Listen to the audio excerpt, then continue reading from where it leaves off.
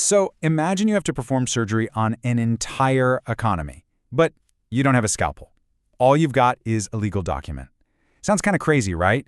Well, that's pretty much the story of the Privatization Agency of Kosovo, an institution created by law with this massive job of untangling a huge, knotted mess of economic uncertainty.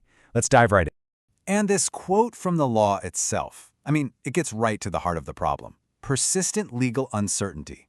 Just think about that for a second. Imagine a place where nobody, and I mean nobody, wants to invest their money, where businesses are just completely paralyzed and the whole economy is basically frozen solid. That's the super high-stakes reality this law was written to fix. All right, so here's our roadmap for this explainer. First, we'll look at this economy in limbo and what that really means. Then we'll get into the agency's actual mandate, the powers it was given, and, super importantly, who is holding the reins. After that, we'll follow the money. Where did it all go? And finally, we'll talk about the end game, untangling the past. Okay, so to really get why this law was so critical, we've got to start with the core problem facing post-conflict Kosovo. And it all came down to this really unique and frankly super confusing category of property known as socially owned property. So, what on earth is a socially owned enterprise? Well, here's the thing. It wasn't owned by the state, and it wasn't owned by private individuals. The assets supposedly belonged to society. I know, right? It's a super vague concept. And in the real world, it meant that nobody had a clear title to anything.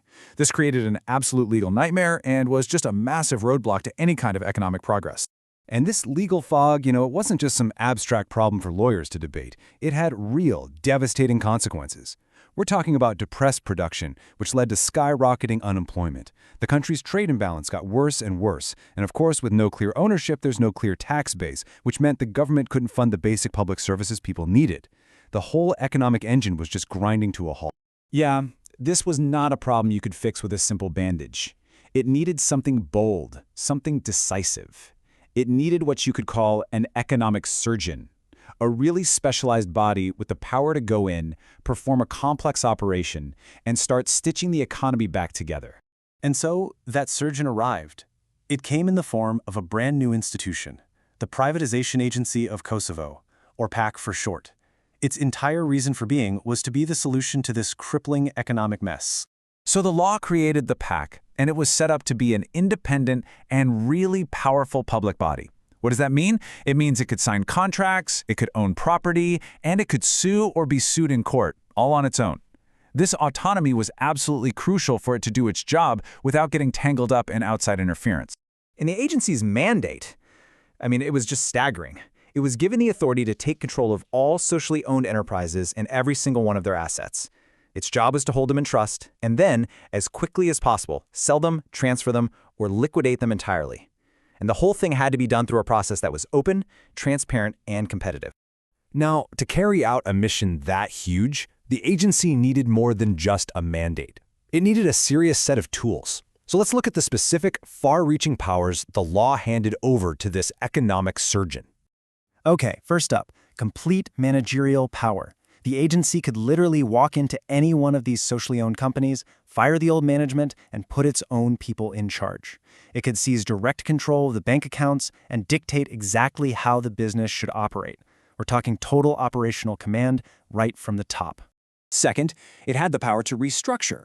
So the PAK could take one of these huge, inefficient old Yugoslavian-era enterprises and basically break it apart, creating one or more new, modern companies from the pieces. It could shuffle assets around to build streamlined, attractive businesses that private investors might actually want to buy.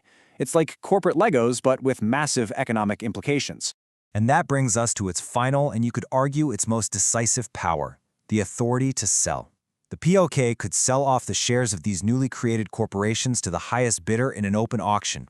And for the companies that were just beyond saving, it could trigger a full liquidation, selling off whatever assets were left and closing the books for good. All right, so this agency had the power to manage, reshape, and sell off massive chunks of an entire economy. And that brings up a really, really important question. Who was watching the watchers? Who held the reins of the PAC itself? This all comes down to governance, right? When you have an agency making decisions worth millions and millions of euros, you absolutely need a rock-solid system of oversight to make sure everything is fair and to stop any potential for abuse. The solution they came up with was this really unique hybrid board of directors. It was made up of 8 members total. 5 of them were appointed by the Assembly of Kosovo, and the other 3 were appointed by the International Civilian Representative. This structure basically created a built-in system of checks and balances between local and international oversight. And digging a little deeper, those 5 local directors and 3 international directors all served 2-year terms. The chairman, who was appointed locally, served for 3 years. The whole structure was really designed to ensure there was a mix of perspectives and to prevent any single group from having total control over the agency's critical decisions. Okay, let's switch gears and follow the money. This is the multi-million euro question, literally. When the PAC sold off a company or liquidated its assets, where did all that cash actually go? Well, the law was super specific about this.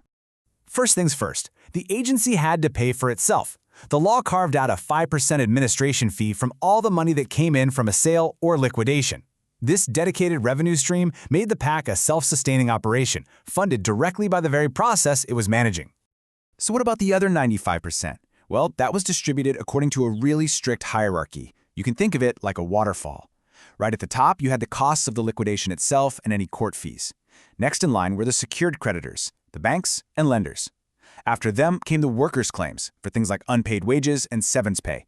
Only after all of them were paid did the unsecured creditors and, dead last, any original owners or shareholders get their piece.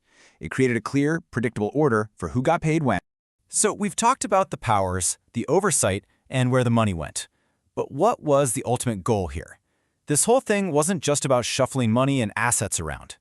At its very core, it was about finding a way to untangle a really difficult and complicated past.